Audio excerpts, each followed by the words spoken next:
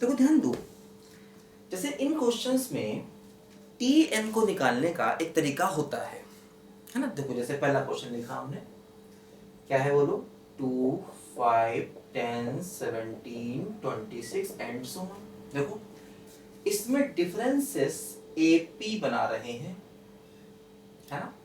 अगर हम ध्यान दें तो इसमें जो हमारे डिफरेंसेस है ना, वो एपी बना रहे हैं।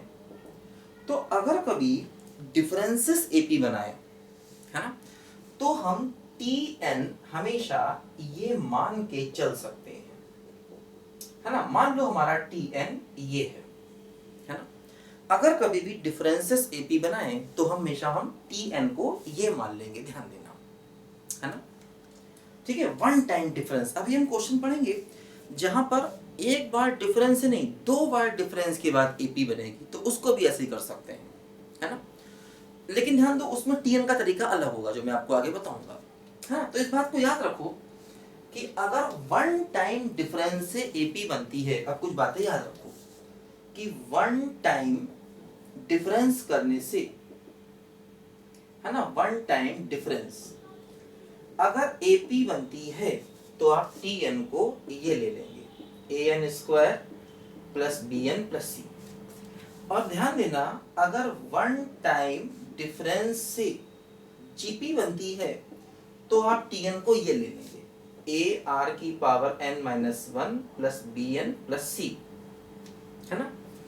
अच्छा, अब मान लीजिए कई बार क्या होगा, अभी आगे चल के क्वेश्चन पढ़ेंगे, अगर टू टाइम्स डिफरेंस से एपी बने, है ना, अगर टू टाइम्स डिफरेंस से एपी बनेगी तो देखो टी एन ये होगा, a n cube plus b n square plus c n plus d, है ना। और अगर टू टाइम्स डिफरेंस से जीपी बनेगी तो देखो टी एन ये होगा, ए आर की power n minus one plus, है ना, b n square plus c n plus T. ये बातें याद रखो कि अगर मान लो एक बार डिफरेंस से एपी बनेगी तो टी एन ये लेंगे, एक बार डिफरेंस से जीपी बनेगी तो टी एन ये लेंगे, ए आर की power n minus one plus b n plus c, है ना। अब देखो इसमें आर क्या होगा, जो जीपी बनेगी ना उसका कॉमन डिफरेंस आर होगा, ध्यान देना, जो जीपी बनेगी, है ना। अगर दो बार डिफरेंस करने के बाद एपी बनती है तो टी एन को ये मान के चलना है, अगर दो बार डिफरेंस करने के बाद जीपी बनती है तो देखो यहाँ पर टी एन को ये मान के चलना है, ध्यान दो। तो देखो टी एन हमने ये माना, अब हमें इसमें ए बी सी की वैल्यूज निकालनी होंगी, देखो वो कैसे निकालेंगे, उसके लिए फिर जो हमारे ये प्रोग्रेशन है इसी का यूज करेंगे, ध्यान दो। ठीक है, इसको जरा नोट कर लो, जल्दी से मिटाना है मुझे, है ना। इन बातों को नोट करो जल्दी से बच्चों, पहले ये याद रखना पड़ेगा यहाँ पर। तो टीएन निकालने का हमारे पास ये एक शॉर्टकट तरीका होता है इस टाइप के क्वेश्चन में, नहीं तो मैंने बताया प्रोसेस सबसे अच्छा है, जो अभी मैंने आपको प्रोसेस सिखाया था उस प्रोसेस से अपना टीएन निकला था, वो प्रोसेस सबसे ठीक होता है ना। ये फार्मूला आपको आज याद है, कल भूल भी सकते हैं, फिर ही बता देता हूं मैं, इसे कई किताबों में ऐसा दिया जाता है। ठीक है, देखो अब जैसे एबीसी निकालना है, देखो एबीसी निकालने के लिए हम लोग क्या करेंगे, ध्यान दो यहाँ पर, जैसे n को रखेंगे 1 तो t1 कितना है 2, फर्स्ट टर्म है 2, n को 1 रखो तो a प्लस बी प्लस सी बराबर 2, ठीक, n को 1 रखा, n को रखो 2 तो t2, n को रखा 2 तो 4a plus 2b plus c, है ना, n को रखा 2, n को 2 रखा तो देखो t2 क्या आ गया 5 बराबर 4a plus 2b plus c, ठीक है।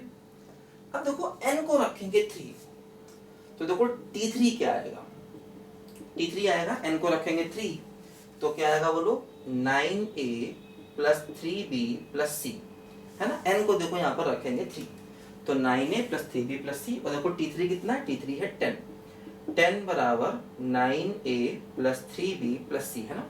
देखो ये t1 है, ये t2 है, ये t3 है, n को 1 रखेंगे तो t1 की वैल्यू देखो यहाँ पर 2 है, n को 2 रखेंगे तो देखो t2 की वैल्यू यहाँ पर 5 है, n को 3 रखेंगे, है ना, तो देखो t3 की वैल्यू यहाँ पर 10 है। देखो तीन इक्वेशन हमारे पास है, इन तीनों से हम ABC निकालेंगे। देखो जैसे ये क्वेश्चन नंबर 1 है, ये क्वेश्चन नंबर 2 है, और ये क्वेश्चन नंबर देखो यहाँ पर क्या है बोलो 3 है। देखो ध्यान दो, अगर हम 2 माइनस 1 करें, सेकेंड में से फर्स्ट को माइनस करें, तो क्या होगा कि ये 4A में से A जाएगा तो 3A, ठीक है, 2B में से B जाएगा तो B, C में से C कैंसिल होगा, तो देखो 5 माइनस 2 बराबर क्या बचेगा 3 बचेगा, ध्यान है ना। ये हो जाएगा 3A प्लस B और बराबर 3, ठीक है। इसी प्रकार देखो 3 में से 2 को माइनस कर दो, है ना। देखो ये हो जाएगा 5A, फिर देखो हो जाएगा प्लस का B और C से C कैंसिल, बचेगा 5, है ना। 3 में से 2 को माइनस कर दो, है ना। देखो अब क्या होगा, मेरे पास ये दो इक्वेशन है, इन दोनों को सिंप्लीफाई करो, इसमें से इसको माइनस करो, है ना।